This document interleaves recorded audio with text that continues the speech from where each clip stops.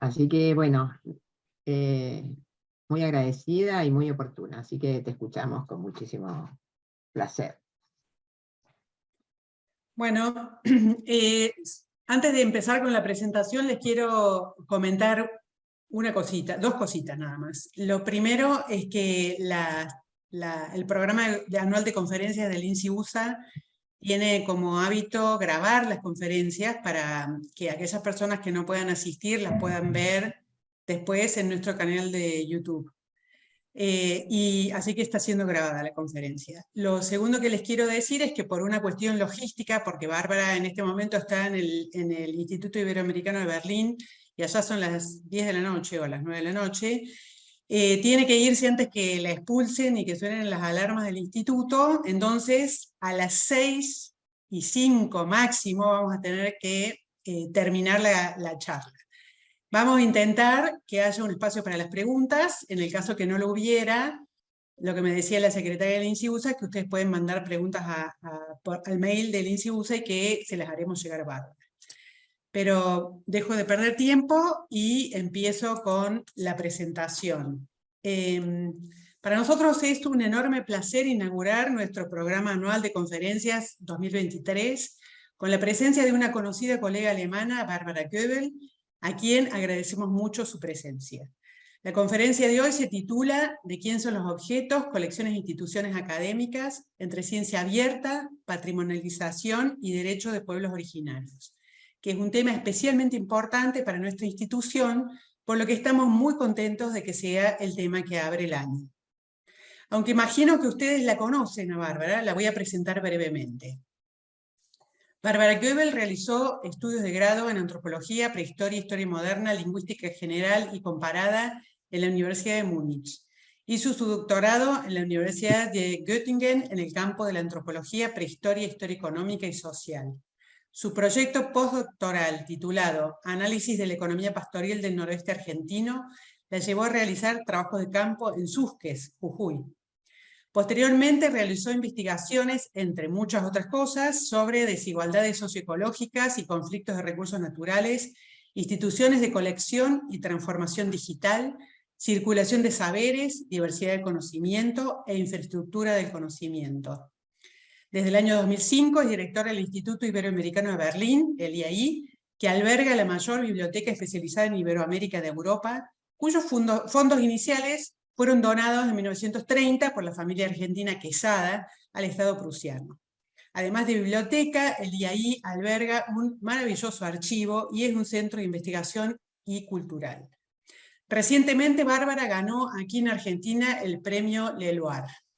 Y no voy a detenerme en su currículum, no solamente porque tenemos poco tiempo, sino porque creo que a todos nos interesa mucho el tema que ella va a desarrollar. Así que, Bárbara, te cedo con mucho gusto la palabra. Bueno, buenas tardes a todos.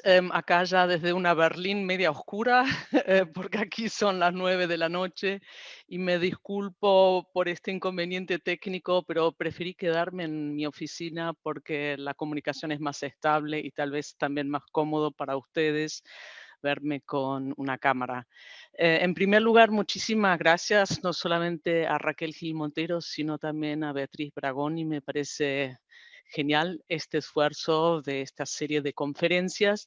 Y lo que quiero compartir con ustedes, más que conclusiones, son preguntas y dudas que tienen que ver mucho, como ustedes se imaginarán, con el hecho de que como antropóloga dirijo una institución que tiene colecciones tan grandes, pero el Instituto Iberoamericano también forma parte de una fundación con 17 museos, entre ellos el Museo de Antropología más grande de Europa, una de las 4 bibliotecas estatales nacionales que tenemos en Alemania y archivos. Entonces, repensar los archivos, y yo lo uso como concepto analítico, es algo que también tiene que ver mucho con mi cotidianidad de gestión. Quiero empezar, y espero que funcione. Lo hemos estado intentando acá en el inicio. Espero que ahora se pueda abrir la PowerPoint. Hasta ahora no, ¿no es cierto, Raquel? No se ve nada. Ahí está. No, no. Ahí está. Eh, Teilen, encima está todo. a ver. ¿Ahora se ven? Se ve tu cámara. Ahí está. Ahí está.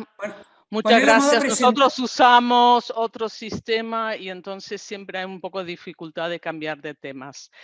Entonces, voy a compartir algunas ideas a través de un PowerPoint y tratar de apurarme para que tengamos después la posibilidad del diálogo. Quiero empezar con algo que por ahí les parece natural en el sentido que ustedes todos tienen experiencia con colecciones, pero que me gusta resaltar de manera reflexiva, que yo denomino la lógica del archivo, o sea, pensando en infraestructuras de conocimiento, pensar cuáles son sus características. Son infraestructuras robustas y estables, con el objetivo de organizar y ordenar complejidad, pero lo hacen de una manera unidimensional y arbitraria, dándole una identidad específica a cada objeto. O sea, se trata de una organización, como ya dije, arbitraria de la diversidad y multiplicidad de conocimientos. Y eso lo sabemos también desde los estudios descoloniales, es un dispositivo eficiente y establecido de acumulación, control y certificación de conocimientos. Lo que entra a la biblioteca del Instituto Iberoamericano, cuyas colecciones son consideradas Patrimonio Nacional de Alemania, recibe un valor determinado. Por eso es un gran dispositivo, un archivo en un sentido analítico de valorización de los objetos. Y hay que preguntarse quién define ese valor de un objeto, para quién y para qué. Y siempre hablamos de las infraestructuras de conocimiento como dispositivos de acumulación, pero a mí también me gusta enfatizar las ausencias. Lo que no entra al archivo no tiene valor, no recibe un valor certificado. Y por supuesto, como lo sabemos de la gestión cotidiana de colecciones, las infraestructuras de conocimiento tienen implican procesos y prácticas de colección, selección, clasificación, almacenamiento, conservación, presentación y puesta a disposición de conocimiento. O sea, eso no solamente implica una adscripción de una identidad unívoca, definición de qué es un texto, qué es una imagen, qué es un registro de sonido, sino también la estandarización a través de convenciones establecidas, donde prima el criterio de alteridad. La materialidad, el origen, la forma, la función de los objetos es lo que define su identidad. Y esta lógica no solamente es propia de una biblioteca, sino también es la lógica que aplica, que dirige o que caracteriza la gestión de archivos o de museos. Y esto implica una separación y desconexión de los objetos, exclusiones, inmovilizaciones y jerarquías entre objetos, tipos de objetos, dentro y entre infraestructuras de conocimiento. Y también quiero remarcar algunas de las características de una infraestructura de conocimiento en un nodo central. Y ese nodo central puede ser Berlín, pero también puede ser Mendoza o puede ser Buenos Aires. En primer lugar, se caracterizan, en mi opinión, porque constituyen un microcosmos del macrocosmos con el objetivo de encapsular el mundo en un lugar. Tienen las posibilidades de amplias comparaciones, tanto en un sentido espacial como temporal y cultural. Se caracterizan por una amplia cantidad y diversidad de materiales, en particular de materiales únicos. O sea, el ranking de bibliotecas, por ejemplo, es a partir de los materiales únicos que tienen y se toma como orientación al WorldCat, que es el catálogo mundial de las bibliotecas que tienen catalogizaciones estandarizadas. De la misma manera, por ejemplo, ustedes saben que herbarios se definen en el ranking de la geopolítica del conocimiento por la cantidad de primeras taxas que tienen, o sea, primeras clasificaciones de una especie o subespecie. Pero también se caracterizan estas infraestructuras en nodos centrales por su capacidad de gestión y sustentabilidad, o sea, su continuidad institucional. Esto no solamente implica una trayectoria histórica, o sea, por ejemplo, en el caso de la Biblioteca del Iberoamericano, la cantidad de materialidades que tenemos básicamente a partir del siglo XIX, sino también una proyección a futuro. Por ejemplo, nosotros tenemos capacidad de almacenamiento asegurada hasta el año 2080-2100, o sea, una proyección de futuro, una de las ventajas comparativas de una infraestructura de conocimiento en un nodo central es su estabilidad a lo largo de tiempo y además su inserción en paisajes institucionales, o sea, tanto científicos o como culturales, lo que se denomina knowledge hotspot. Y a partir de esa posición puede negociar convenciones tanto a nivel nacional como internacional y eso por supuesto tiene injerencia en las lógicas de valorización de los objetos. Solamente como ejemplo, ya se mencionó el Instituto Iberoamericano, que se caracteriza porque la biblioteca es más que una biblioteca, sino que la biblioteca del Instituto Iberoamericano, que junto con la Benson Collection es la segunda en el mundo, vinculada a América Latina y el Caribe, está insertada en una estructura, como algunos de ustedes saben, tanto de investigación como también articulación con un centro cultural. Y esto hace que nosotros no nos pensamos solamente como una biblioteca o una gran infraestructura de conocimiento, sino una infraestructura de conocimiento insertada en otras lógicas institucionales. Y esto solamente a modo de pantallazo para mencionar o enfatizar tres cosas. En primer lugar, la cantidad y la diversidad de materiales, o sea, no solamente lo que clásicamente se encuentra en una biblioteca, libros, revistas, diarios, sino también una diversidad de colecciones especiales, desde soportes de imágenes, mapas, legados, hasta soportes de sonido. O sea, esta multimedialidad que es propia de muchas colecciones en instituciones académicas, es una característica también de las de muchas infraestructuras de conocimiento, pero específicamente la de los nodos centrales. La segunda característica que quiero marcar es esta coexistencia en esta fase de la transformación digital entre lo análogo y lo digital.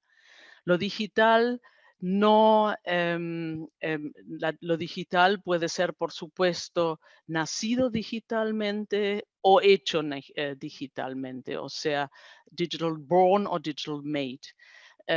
Y la transformación digital ha producido esta coexistencia que a nivel de gestión también implica una serie de desafíos. La ventaja comparativa de una biblioteca como la del Instituto Iberoamericano es esta capacidad de poder comparar. Tenemos materiales de todos los países latinoamericanos y del Caribe, de España y Portugal, y esto hace que se pueden producir a través del trabajo con estas materialidades, con estos objetos, conocimientos generalizables, conocimientos que pueden viajar a partir de la comparación.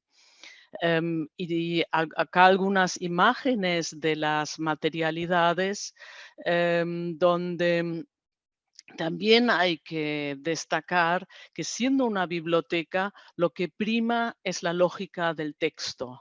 El texto es, libros, revistas y diarios tienen una posición hegemónica en las bibliotecas. Y esto produce históricamente invisibilizaciones de otros objetos, como por ejemplo este afiche de una campaña de salud de los principios de los años 20 del siglo XX de Bahía. Ustedes ven en ese afiche que hay una relación específica entre texto e imagen y ustedes pueden imaginarse que desde la lógica del texto, del libro, de la revista o del diario es muy difícil clasificar un objeto que yo como antropóloga me gusta llamarlos objetos salvajes o híbridos. Y de la misma manera lo que vemos acá abajo, que es literatura de cordel, o la diversidad de registros de sonido. Cada infraestructura de conocimiento, por ejemplo, un archivo en un sentido más estricto, un museo, tienen estas jerarquías. Y esto hace que muchos objetos en estas infraestructuras se encuentran en los bordes. Y fue en el Instituto Iberoamericano todo un trabajo sacar estas materialidades de los bordes y ponerlas también en el centro. Y después en un ejemplo les voy a mostrar lo que implica esto.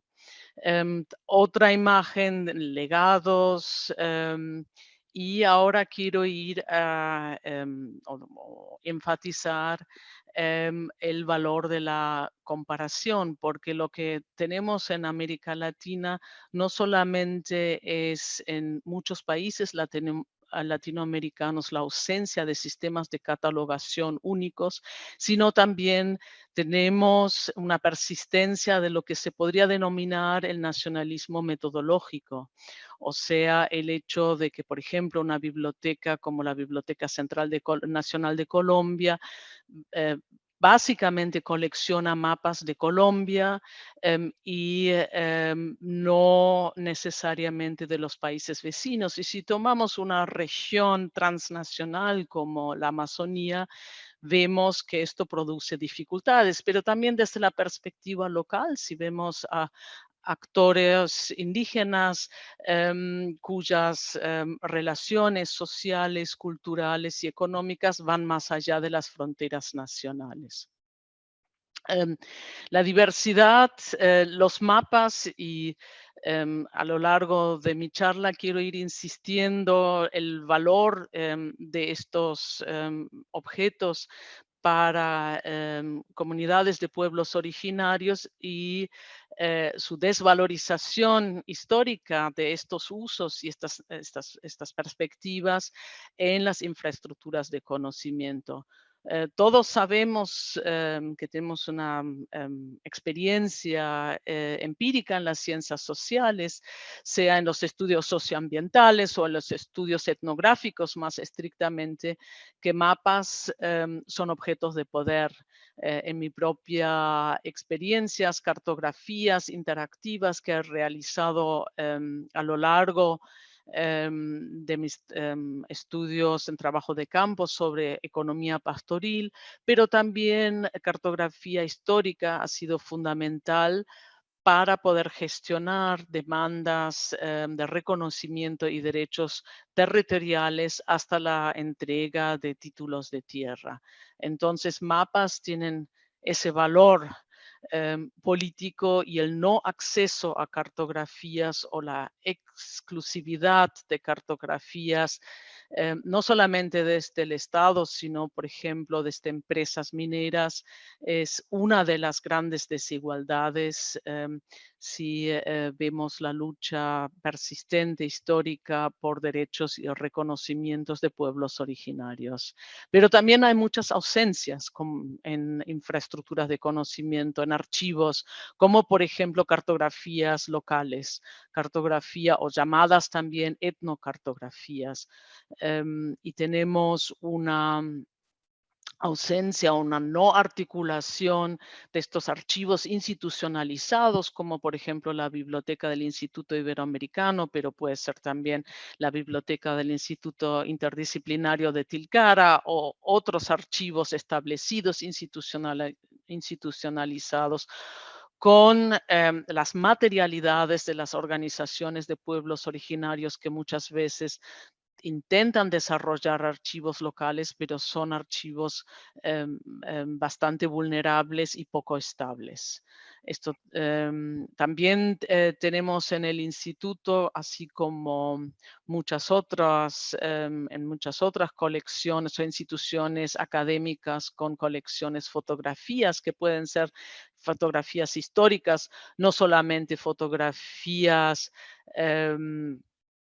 de estudios fotográficos, sino también fotografías que reflejan la vida cotidiana desde una perspectiva histórica y son de un gran valor cultural, por ejemplo, para pobladores locales, pero de los que no sabemos mucho quién ha sido fotografiado. O sea, lo que generalmente tenemos, como se ve acá abajo, son los nombres y las biografías de los fotógrafos o de los investigadores como Max Uhle, que ha sido arqueólogo, que han sacado fotografías. De la misma manera lo vemos en este ejemplo, que son fotografías de Hugo Breme, que es un fotógrafo importante porque creó uno de los primeros estudios fotográficos en México. Y tenemos materialidades como las del antropólogo de origen alemán que ha estado en el Museo de La Plata y creó la primera cátedra de antropología Robert Lehmann-Nietzsche, que no solamente son fotografías de estudio como estas, sino también que muestran la vida cotidiana histórica y están vinculados a diarios de campo, a cartas, a manuscritos, a mapas. O sea, hay una articulación de distintas materialidades. Siempre hay que tener en cuenta, también es el caso de las colecciones del Instituto Iberoamericano, pero también del Museo Antropológico, la co-constitución de estos objetos, medios y conocimientos en interacciones, como también muestran estas imágenes asimétricas y en contextos de gran diferencia cultural. Vemos acá, por ejemplo, en esta vemos acá en esta imagen al antropólogo Theodor Koch-Grünberg, que ha estado en el Orinoco, en Venezuela, y su llamado informante clave Mayulaipú, que le dictó las leyendas de Taurepán y le seguía enviando registros a Alemania, también en tiempos que cuando Theodor Koch-Grünberg ya había vuelto de sus expediciones y estaba de vuelta en Alemania. Sin embargo, él ha sido completamente invisibilizado. O vemos acá las mediciones biométricas y la recopilación de datos etnográficos de Robert Lehmann-Nietzsche en el ingenio Ledesma alrededor de 1906. Creo que las imágenes muestran claramente estas interacciones asimétricas, los contextos de gran diferencia cultural y la poca conexión entre antropólogo y la persona. El caso o el legado de Robert Lehmann-Nietzsche es particularmente interesante en ese sentido porque es un legado que está en parte en la Universidad Nacional de La Plata, en el Museo de La Plata y en parte aquí en Berlín.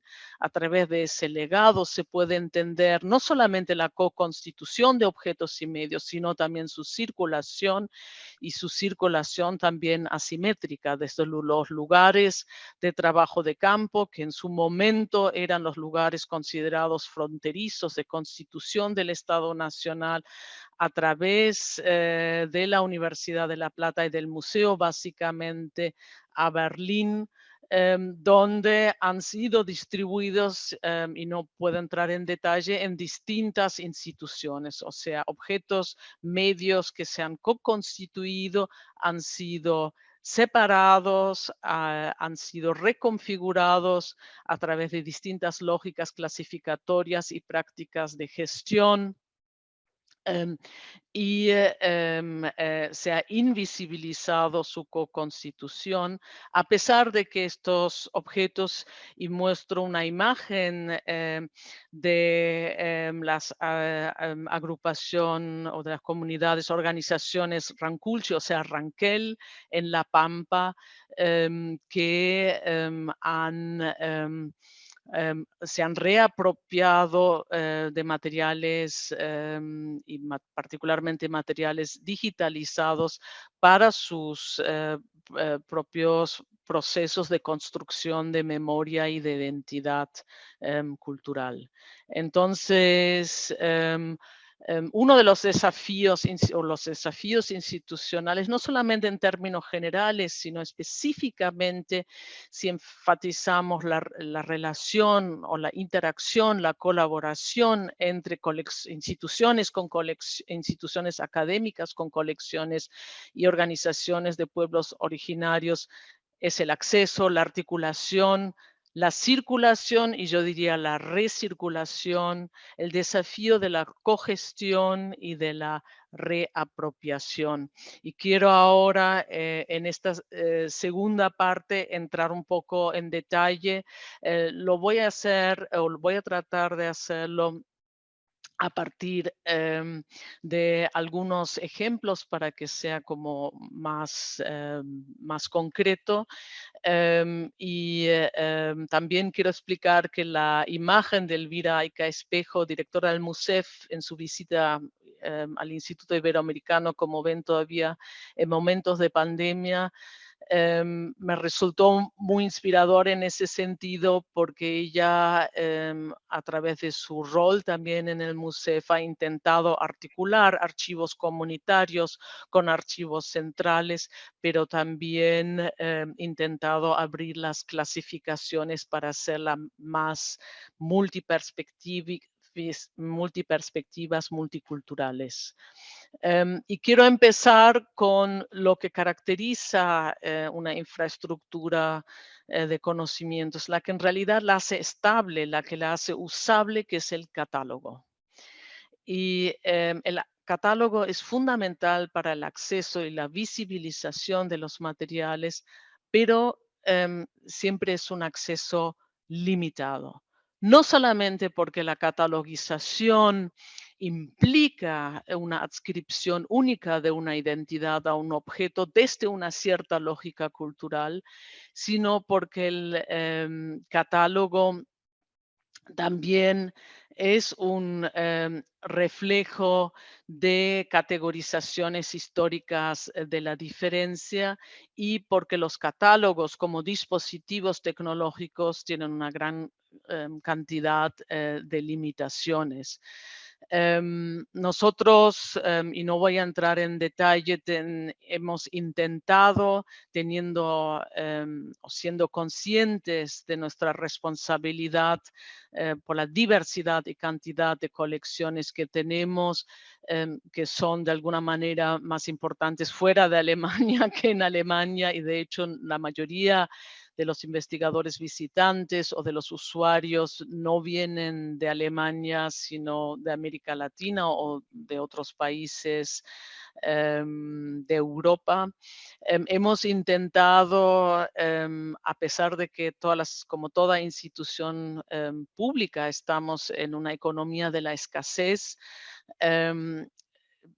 mejorar la accesibilidad hasta donde podemos. Pero esto, repito, es una experiencia liminal. Y una de las experiencias liminales con las que nos encontramos son las lenguas. Un sistema de catalogación es un sistema que se desarrolló en un contexto nacional.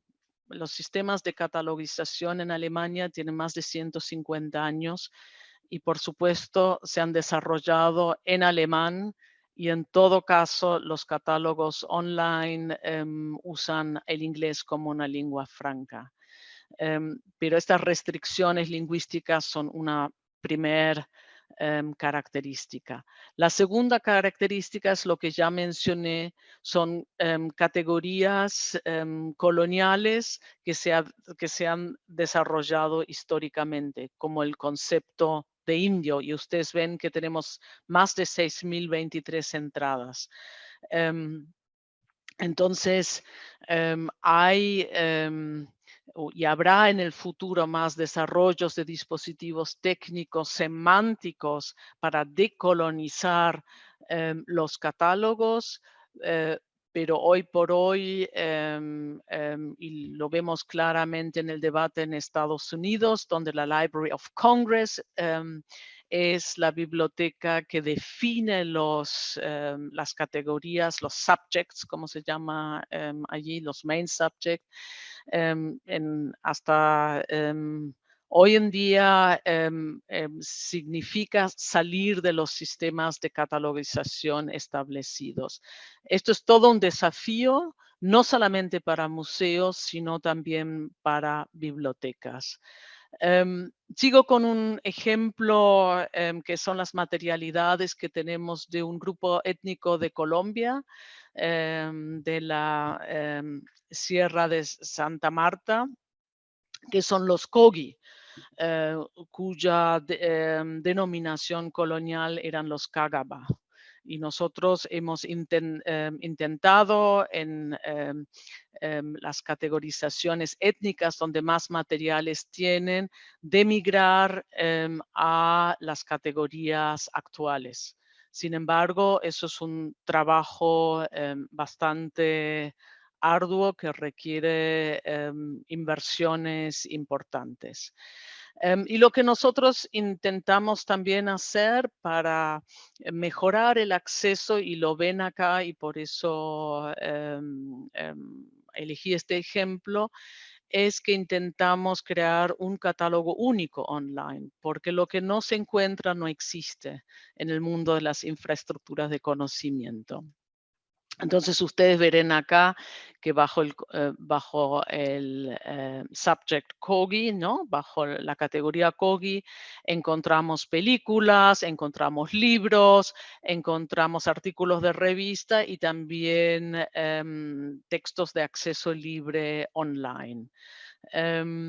Y esto es importante porque si hablamos de los debates de recirculación, de acceso, de cogestión y yo diría hasta de restitución, tenemos un foco muy grande en los museos. Sin embargo, lo que tendríamos que poner en el centro es el debate de acceso a los archipiélagos de los objetos. Eso significa no solamente algunos objetos emblemáticos que se encuentran en museos etnográficos históricos o de antropología o de arte del mundo, como se llaman ahora en muchos países europeos, sino la articulación de estos objetos con otros objetos como textos, registros sonoros o registros visuales. Y la importancia de esto se ve cuando uno recibe visitas de organizaciones de pueblos originarios, como fue el caso de la delegación Kogi, que llegó al instituto con el Mama Juan, que él es experto ritual, y el cabildo gobernador Pedro, y donde nosotros pudimos presentar todas las materialidades vinculadas a su cultura. Con cada libro, con cada mapa se sacaron fotos y casi fue una reunión familiar, porque incluso en este libro Land of the Elder Brothers de Gerardo Reichel Dolmatov había registros de sus familiares y de sus y también de los grupos étnicos vecinos. El objetivo de la visita no eran estas materialidades, pero el hecho de que pudimos articular los objetos del Museo Etnológico con los materiales y las colecciones del Instituto Iberoamericano fue importante.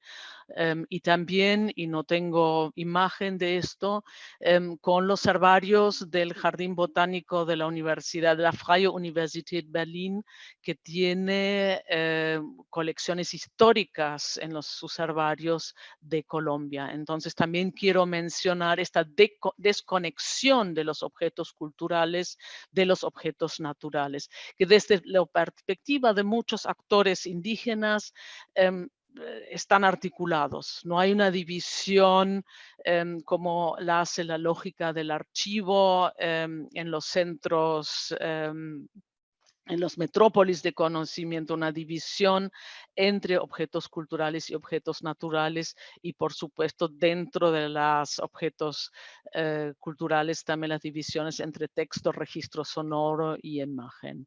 Entonces, el interés eran estas, o siguen siendo estas máscaras que están en el Museo Etnológico de Berlín, Ethnologisches Museum, a partir de la expedición de Konrad Theodor Preuss, que trajo una gran variedad de objetos a Berlín, porque ustedes tal vez saben que en ese momento los investigadores financiaban sus viajes, sus trabajos de campo con las colecciones, o dicho de otra manera, no recibían el permiso para sus expediciones, sino anunciaban que iban a enviar a sus museos o bibliotecas de origen objetos.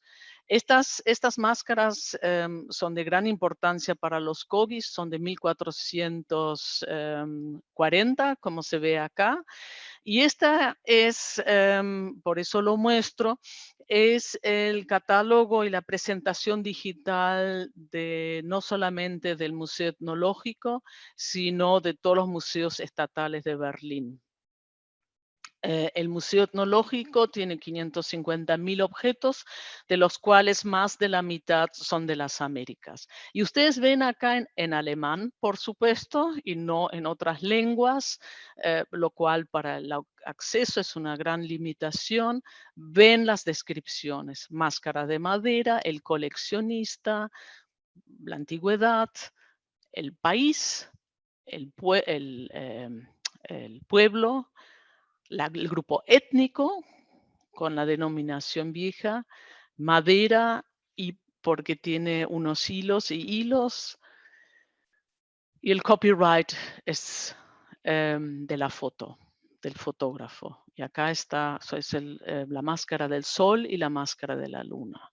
Y ustedes se pueden imaginar que estos objetos son de gran valor cultural, pero no solamente vistos como objetos de madera, sino como parte de una performance, que es la performance central que hacen los Kogis con estas máscaras. Por eso muestro estas fotos históricas, para asegurar un buen cultivo de plantas, la cría de animales, una buena caza. Y ustedes van a ver en estas imágenes históricas que están distribuidos en distintos museos y desconectados de las fotografías que también tenemos en el Instituto Iberoamericano sobre los Kogis y no encontrables de manera articulada. Ustedes ven que estas máscaras se utilizan en una performance, o sea, en una práctica ritual, con una diversidad de objetos, con plumas, con pintura del cuerpo, con ciertos atuendos y cierta música y ciertos cantos. No puedo entrar en detalle, pero solamente quiero marcar esto para decir que la separación de los objetos es uno y su rearticulación, la separación histórica es parte de esta lógica del archivo, y uno de los desafíos es cómo volver a articularlos para hacerlos accesibles, lo que significa también que hay que articular distintas lógicas de catálogos, y un paso más sería tener en cuenta las clasificaciones, por ejemplo, de los Kogis, que siguen haciendo danzas rituales con máscaras no tan antiguas, pero haciendo referencia a estas máscaras. Y desarrollamos en el instituto, junto con el Museo Etnológico, un proyecto sobre colecciones del Río Negro y del Río Xingu, donde justamente intentamos abrir las clasificaciones, pero también vemos, y por eso muestro estas fotografías, que el archivo es una experiencia liminal, porque ni las prácticas, ni las performances, ni los sentidos, ni los gustos, ni la diversidad de las materialidades vinculadas al ritual son archivables. Entonces siempre me gusta pensar en los archivos en un sentido analítico, no solamente como un dispositivo de hiperacumulación, de reflejar el macrocosmos en un microcosmos, sino también como un gran dispositivo de ausencias. Ausencias de objetos, ausencias de significados y ausencias de valorizaciones. Estas máscaras, solamente para terminar, están en proceso de restitución con el argumento de que, tienen un rol cultural importante para las organizaciones Kogis actuales, y esto después de un proceso de más de 10 años que se inició con esta visita. Y quiero mostrar otro ejemplo para sensibilizar para la complejidad de los accesos. Esto es una imagen de nuestras colecciones digitales. Nosotros podemos digitalizar y hacer accesible materialidades que están libres de derecho. La misma manera como en la Argentina, esto significa una gran cantidad de décadas después de la muerte del autor. Puede ser el fotógrafo, puede ser, en el caso de registros sonidos es más complicado. Acá en Alemania son 70 años. Y lo que nosotros intentamos de hacer para fomentar la circulación es hacer accesible los objetos digitalizados con la mayor cantidad de metadatos, que es una convención que permite no solamente acceder, sino trabajar con estas materialidades y con la mayor cantidad de interfaces estandarizadas que permiten conectar distintos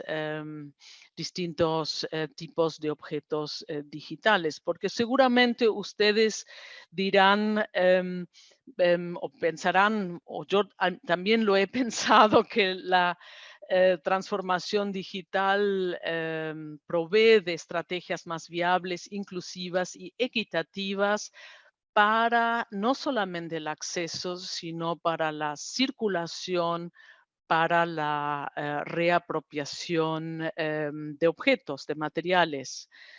Y es cierto, la digitalización es una nueva tecnología de movilización de los objetos de gran alcance espacial y alta velocidad que fomenta la movilidad de los objetos, y objetos, lo digo como ustedes ya se habrán dado cuenta, en un sentido abstracto, pueden ser textos, pueden ser registros sonoros, pueden ser imágenes, pero también objetos tridimensionales si hablamos de digitalización 3D. Nacidos, o sea, objetos nacidos o hechos digitales más allá de sus fronteras disciplinares, institucionales y espaciales, reduciendo sus encapsulaciones históricas. Promueve de esta manera, y esto es a través de las interfaces estandarizadas, siempre y cuando existan metadatos, promueve nuevas articulaciones entre objetos y relaciones más simétricas entre diferentes tipos de objetos. Faltan 5, Bárbara. Permitiendo reconexiones de los objetos, mejora visibilidad y accesibilidad, y de esa manera el comanejo, porque ustedes también pueden acceder no solamente a estos materiales, sino también intervenirlos, o sea, enriquecerlos con información. Hay que tener en claro que la imagen, o sea, por ejemplo, esta foto, tiene menos valor que los metadatos. Y lo caro es darle metadatos, proveer de metadatos al objeto digital, particularmente el digitalizado, y hacerlo accesible en las próximas décadas, ¿no? Porque eso significa que uno tiene que transformarlos tecnológicamente. Y quiero, y como esto es una inversión tan grande, hay que tener muy en claro que la digitalización, la transformación digital está produciendo nuevas fragmentaciones y desigualdades, porque pocas instituciones tienen la capacidad y el dinero para financiar lo que yo llamo la cadena de valorización del objeto digital. Entonces, quiero mostrar para terminar, estos son mapas de la expedición el que ha sido mencionado acá, Paul Ehrenreich, que fue uno de los médicos que visitó muy tempranamente junto con Carl von der Steinen el Río Negro, Orinoco, Xingu. Estas son sus diarios. Y ahí verán un problema también de accesibilidad, que es no solamente la lengua alemana, sino la escritura histórica de la lengua alemana. Hemos transcribido este diario y lo hemos hecho accesible. Sin embargo, ustedes verán que hasta los buscadores de catálogos tienen ahora muchas lenguas. Nosotros tenemos uno con 34 lenguas, pero ninguna lengua indígena. Y después tenemos estos desafíos vinculados al acceso a la circulación, que son imágenes culturalmente sensibles. O sea, este es Paul Ehrenreich y esta es la fotografía, yo diría casi clásica, que tenemos del principio del siglo XX. Acá tenemos las primeras imágenes, que son las de Charles Krülle. Somos una institución que tiene las fotografías más viejas de la Amazonía peruana. Igualmente ven esta sensibilidad cultural que implica sacar de las plataformas, de las colecciones digitales, a imágenes culturalmente sensibles o, lo cual es mucho más caro, implementar un sistema de accesos diferenciados.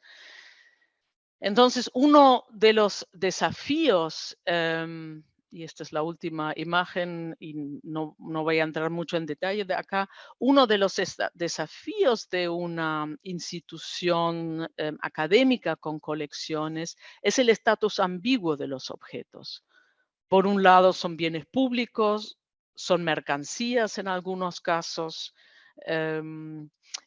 particularmente en países anglosajones, con políticas institucionales más neoliberales, pero también son objetos de identidad. Y a pesar de que con la digitalización podemos hacer viajar a estos objetos, tenemos regímenes contradictorios de gestión de objetos. O sea, nosotros, por ejemplo, como ya he dicho, todas las colecciones que tenemos son patrimonio nacional de Alemania. Al mismo tiempo, nosotros institucionalmente formamos parte, somos reconocidos como institución científica, con lo cual adscribimos a la ciencia abierta. Si es patrimonio cultural, se le pone anclas y el objeto solamente puede viajar con permisos especiales. Somos la biblioteca que más préstamo interbibliotecario hace en Alemania. Sin embargo, todos nuestros libros o nuestras revistas que viajan necesitan un permiso especial porque son patrimonio nacional. Al mismo tiempo, somos parte de organizaciones científicas, con lo cual seguimos la ciencia abierta, que significa una hipercirculación, pero solo entre ciertos grupos de actores científicos de distintas orientaciones disciplinares o en formación o ya más establecidos. Y al mismo tiempo estos objetos, y eso es lo que intenté mostrar, son objetos de sensibilidad cultural. Entonces tenemos, por un lado, y con esto voy a terminar, tenemos por un lado esta orientación a los principios de FEA, ¿no? Vinculados a la ciencia abierta, y la Argentina es uno de los países en América Latina que más ampliamente fomenta ciencia abierta, findability, accessibility, interoperability, reusability, lo digo más rápido en inglés, y al mismo tiempo tenemos el principio CARE, que significa el beneficio colectivo, autoridad de control, responsabilidad y ética. Entonces, la gestión concreta se encuentra en un contexto de inconmensurabilidades legales, lo que significa que hay que definir al archivo en un sentido analítico o a una infraestructura de conocimiento como una zona de contacto marcada por desigualdades y diferencias, donde las negociaciones de las valorizaciones, las disputas de valorización deberían estar en el centro. Y eso significa que los científicos y las científicas tienen un rol especial, porque no solamente de reflexión crítica, sino también de fomentar esta cogestión. Y si hubiese tenido más tiempo, y me disculpo, hubiese mostrado en muchos casos cómo los científicos y las científicas son brokers de recirculación y procesos de reapropiación. No en un sentido de control de circulación, sino en un sentido de empoderamiento de circulación, porque, como ya dije, muchas de las materialidades de las colecciones que están aquí en Berlín necesitan del intercambio, de la cooperación académica, para poner en movimiento estas colecciones, por el simple hecho que no solamente en Alemania, sino en el contexto europeo no existen las experticias. Solamente termino mencionando que en Alemania hay 6 a 7 cátedras de antropología social y cultural vinculadas a América Latina. Entonces, no quiero mencionar los números de las colecciones, pero solamente para indicar algo. De los que me conocen ya saben que ahí necesitamos un rol de la academia de recirculación, reapropiación, y para posibilitar también restitución de colecciones. Muchas gracias. Bueno, Bárbara, muchas gracias. Nos quedan más o menos como 6 minutos. Quizás podemos... me dieron hasta las 15, ¿eh? El dueño de la llave hasta estuvo acá y dijo: si necesitas más tiempo, avísame. Entonces tenemos 20 minutos. El que pone la alarma es un viejo bibliotecario del Iberoamericano, entonces... Ok, pero sí les voy a pedir que los que hagan preguntas, por favor, sean lo más específico, concreto y concisos posibles. Así que levanten la mano, yo les voy dando la palabra.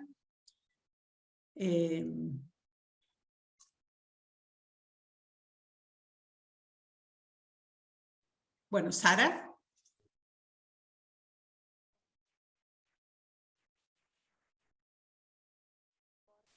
No te escucho, Sara.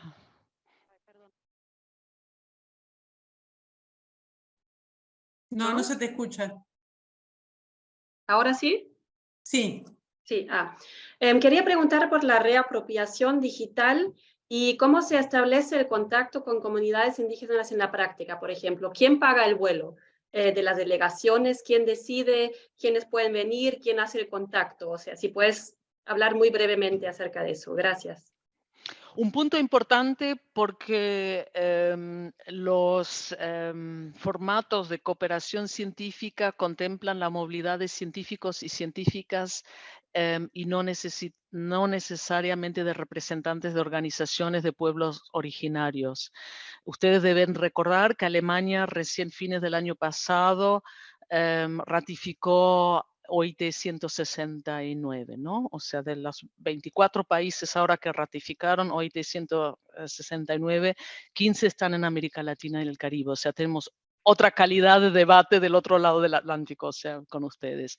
Entonces, ahí tenemos una dificultad. Hicimos un trabajo de lobbying para que las agencias científicas reconocen lo que ahora denominan expertos y expertas indígenas.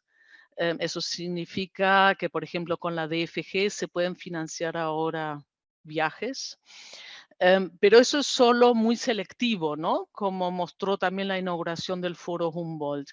En realidad, la lógica que nosotros tratamos de desarrollar, y si digo nosotros, no somos aquí en el Instituto Iberoamericano, sino las instituciones con colecciones, es trabajar con redes. Teniendo en cuenta, y ahí ustedes, los y las académicas, juegan un rol importante. Porque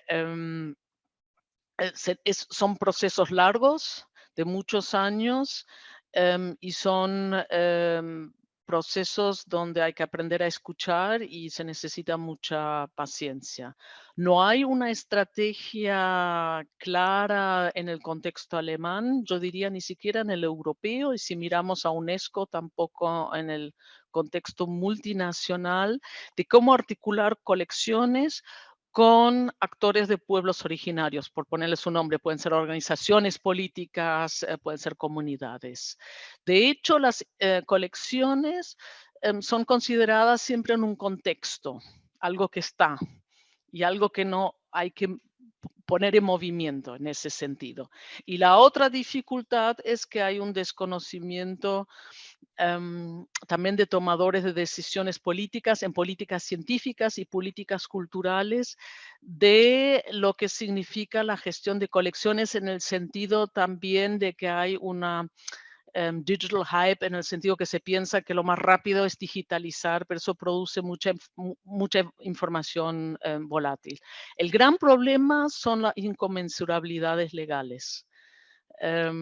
Porque en realidad tecnológicamente, y a pesar de todo el esfuerzo, todo lo que comenté, es viable, pero la restricción legal es, digamos, para mí el desafío más grande, ¿no?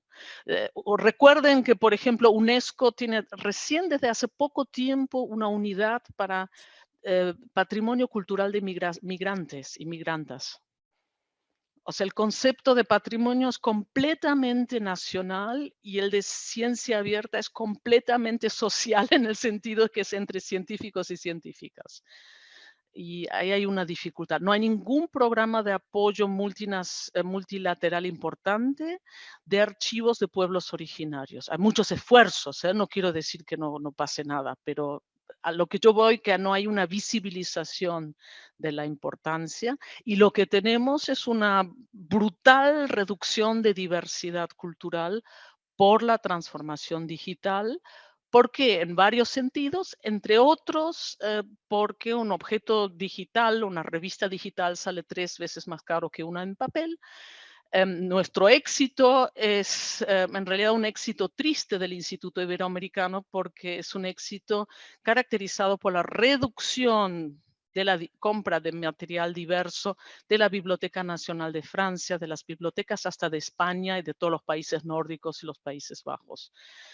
En ese sentido, hay que discutir estos temas. Sí.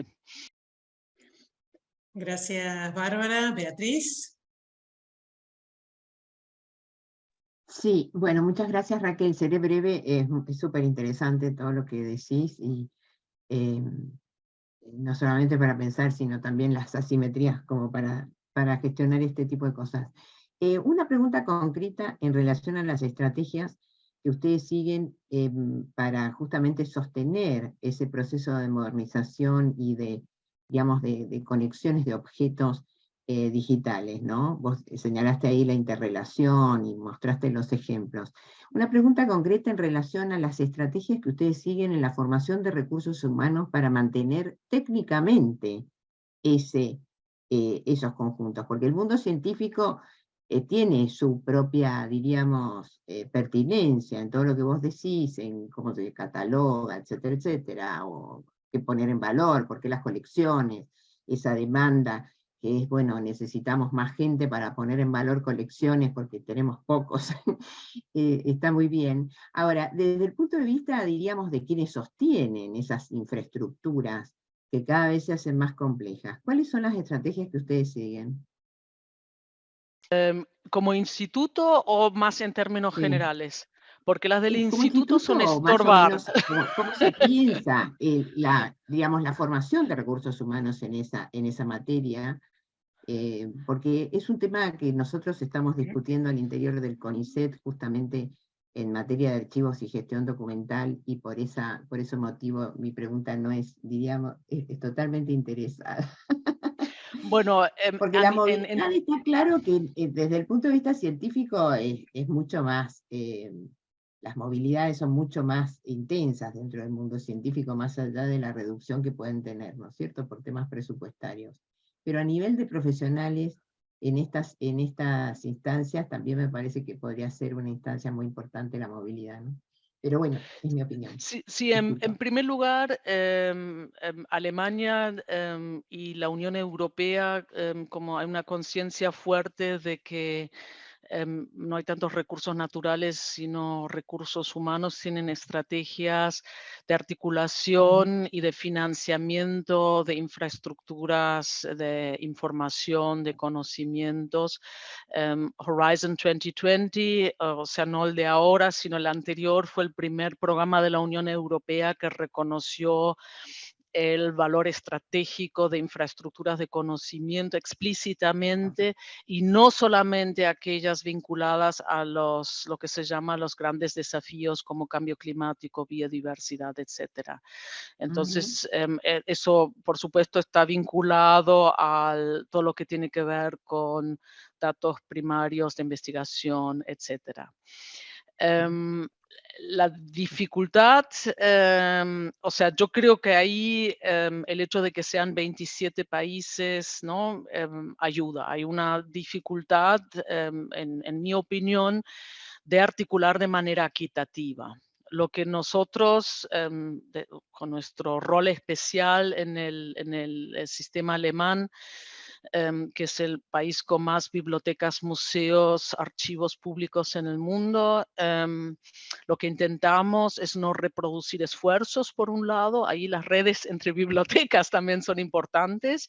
De hecho, nosotros no podemos comprar lo que compran otras bibliotecas en Alemania, eso por un lado. Hay una división de trabajo, por decirlo así. En segundo lugar, a través de redes también dentro de la Unión Europea, por ejemplo, no digitalizamos lo que otros ya han digitalizado, y como estrategia de internacionalización, pero repito, siempre en el contexto científico, es codigitalización. O sea, tratar de articular colecciones, por ejemplo, porque lo mencioné, los de La Plata con los de Berlín. La dificultad sigue estando, a pesar de Europeana, que es una plataforma, digamos, de articulación, no es un repositorio, de conectar estas lógicas diferentes, ¿no? De bibliotecas, museos, archivos, herbarios, etcétera, etcétera. Y yo diría, y eso fue un poco el foco de mi presentación, la dificultad más grande es la diversidad cultural, que sin embargo sabemos es nuestro seguro de futuro, ¿no? Porque lo que tenemos son normas que han sido definidas hegemónicamente en, ¿no?, procesos que uno podría denominar coloniales, donde abrirlas también produce volatilidad de la información. Y lo que tenemos son asimetrías estructurales. La transformación digital, como todos ustedes saben, está cambiando profundamente la profesión de los gestores de objetos y gestoras. Bibliotecas grandes emplean más informáticos que bibliotecarios. Nosotros somos una de las 4 bibliotecas en Alemania que educa para ser bibliotecarios científicos, que eso es una carrera de 2 años después del doctorado en el sistema alemán. O sea, yo no podría ser directora de una biblioteca en Alemania. Hay una especialización muy fuerte, pero también hay un cambio del rol profundo, que los gestores de objetos se convierten en broker de conocimientos. Y eso significa que también tienen que aprender a dialogar con los científicos, por ejemplo. O sea, ni siquiera estoy hablando con un representante de una organización de pueblos originarios. Y ahí a nosotros nos ayuda de que no es solo una biblioteca, sino que está insertada también en una estructura de investigación y de difusión. Y eso también significa quebrar la jerarquía histórica entre el proletariado que gestiona las colecciones y la nobleza que le da significado, ¿no? Que ustedes saben que siempre Claro. en las universidades las colecciones están en los bordes, Sí, ¿no? sí, sí, sí, sí. Y yo creo que ahí hay que aprender, y son preguntas que nos hacemos, a dialogar de manera más simétrica. Yo creo que hay que tomar en la economía de la escasez.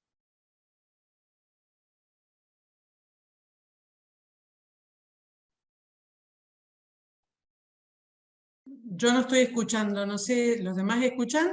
No, no te escuchamos, Bárbara.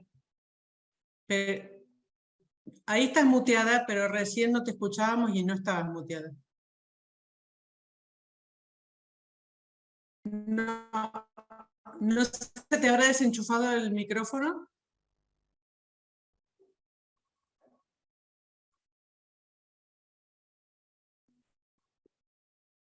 El señor de la alarma está haciendo un atentado contra el sonido.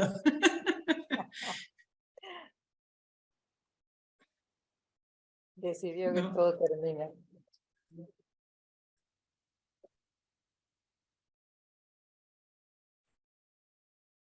tampoco.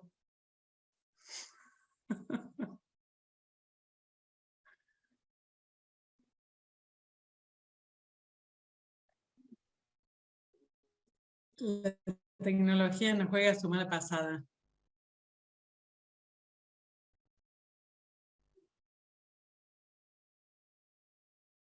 Se le va, ya se le va a hacer se le va, Raquel, me parece que se le Sí, cumple el plazo, ¿no? sí.